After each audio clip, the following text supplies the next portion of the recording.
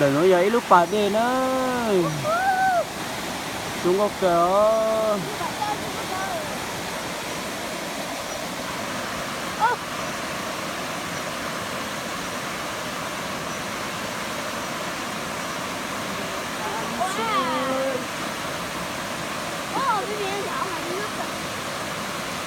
chỉ một kiếm mù này mua cái mà tao là to tí thôi tao ra à đàn trái ăn nhiều trăm miên lo tao ra bắt trái gì à chỉ ăn cái tao há này này tao bắt trái chi cái nào thì nào họ biết ô sao nào bên nông thì sao nào rồi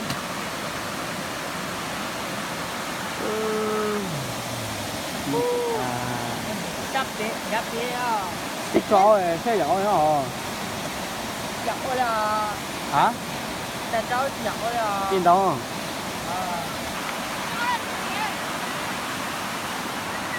cháu rồi mấy con kỹ đồ lên á nó lép này nó sạc quá một cái lên mới mẹ ở tụ ok lên thì lo bắt trái đá biết sao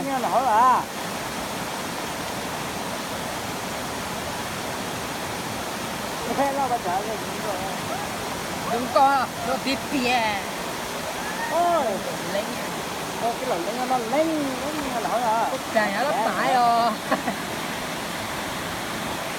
ô nó chưa ra ô cái này vì nói gì mẹ lo lò khách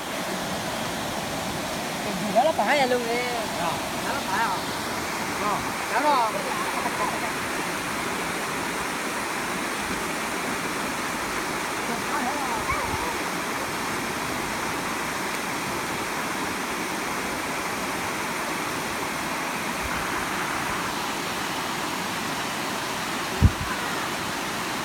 cơm là thì ơi hả tapi ở thì nó nữa là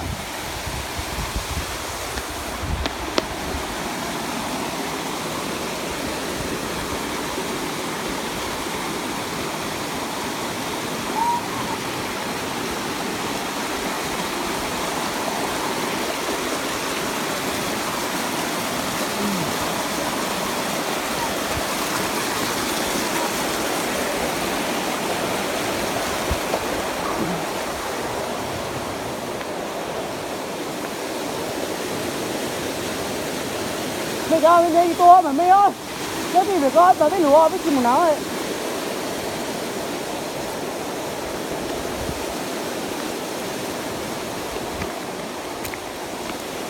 cây sáng xí rồi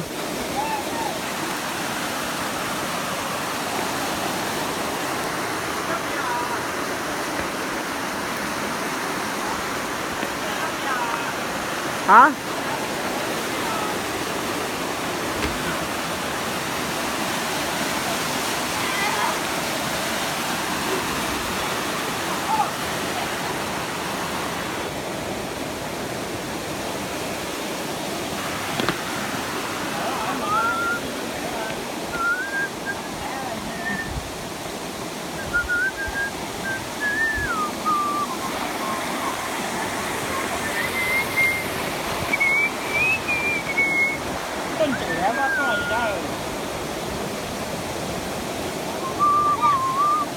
cháu có hình câu lái không dạ đi đi có tiền thì ai cho có cho nhận tôi cái này đó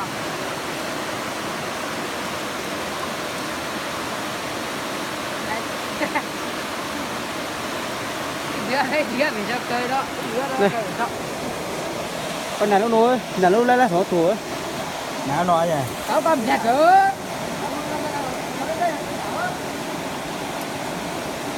nào đây là cây trà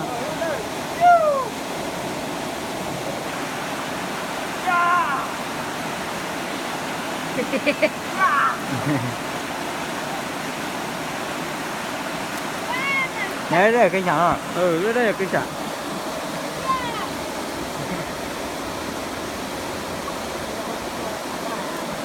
hả? Gì? ở bên đó có nó Thế á, tại xuống đó có đó. đó nữa hả Tại nó luôn. cái gì không có tôi à Đúng không?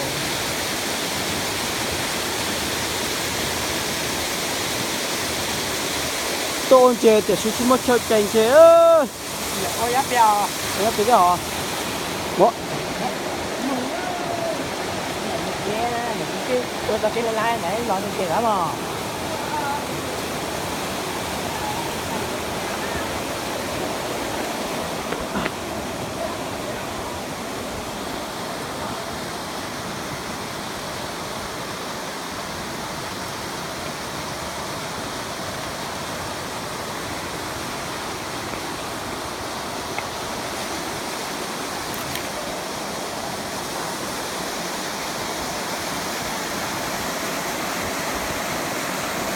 Không nữa mùi giò hay chống ôn chè no để xì. Chỉ một chơi ôn chè đi ơi, có chẳng. Chỉ một ớt thực tế được chè đi.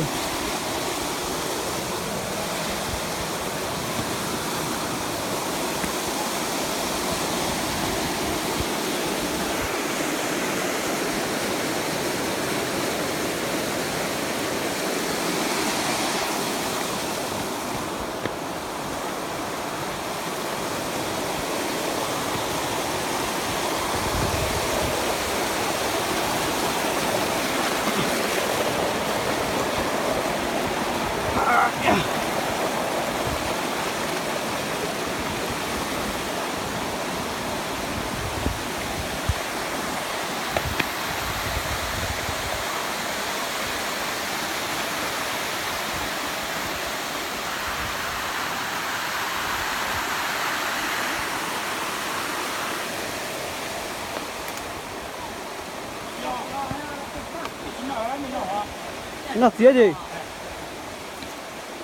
ô thà Chà, nó nặng chỗ nhá.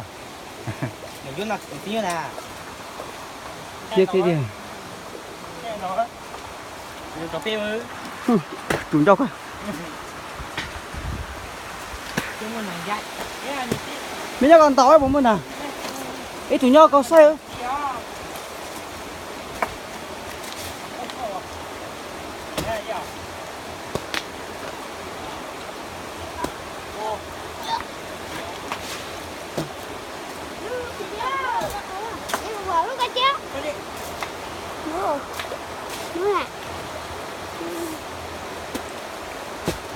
Bố. Thế mà biết ô làm gì không? Hả?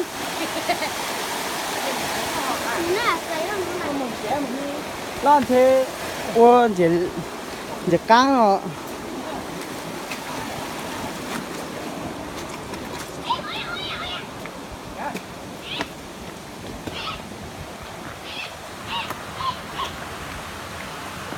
Nông nó bé tua quân trên nó giờ chỉ muốn chơi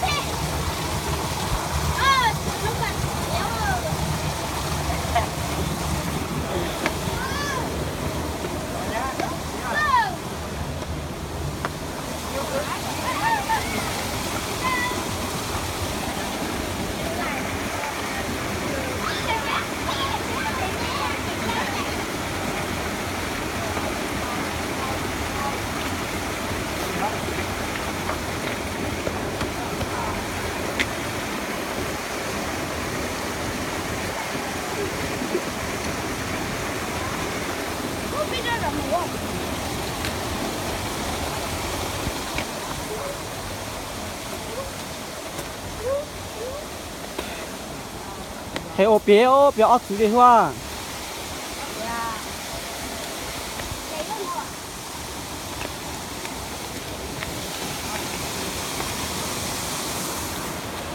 Bé là ô xí,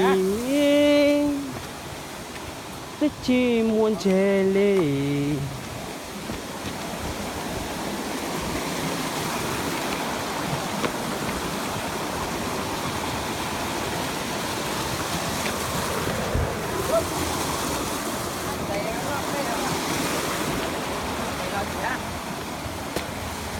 Cảm ơn. Rồi ôi dọ. Con biết cá lo. Có sâu tàn vào nó. Sâu tàn vào nó. Đấy tụi nó đi hay muốn kiểu ôn đâu ấy.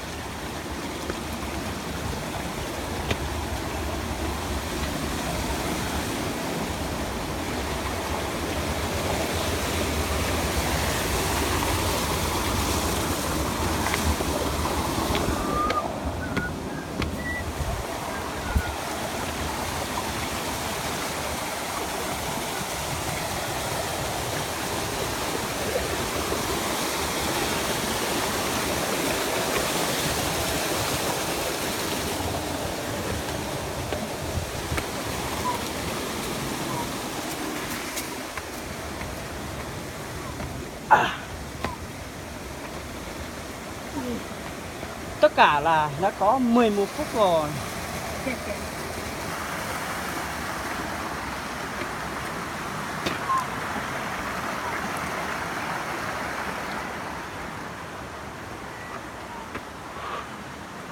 Đi nữa này. Cuối cùng. Đó, thì một kim hồ. Có lẽ tao á. Trời. Tạo thì tuổi mấy có gì á.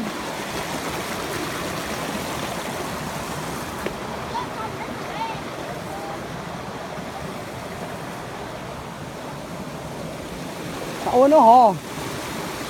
Đúng rồi nó. Đúng rồi thì có đi nó thì nó tạo ho.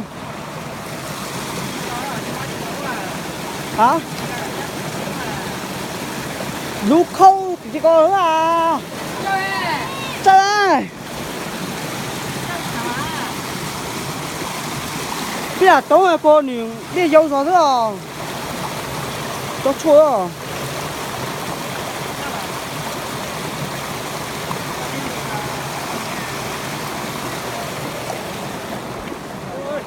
Ôi.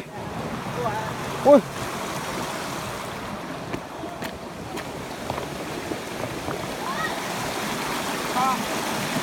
Lấy cho.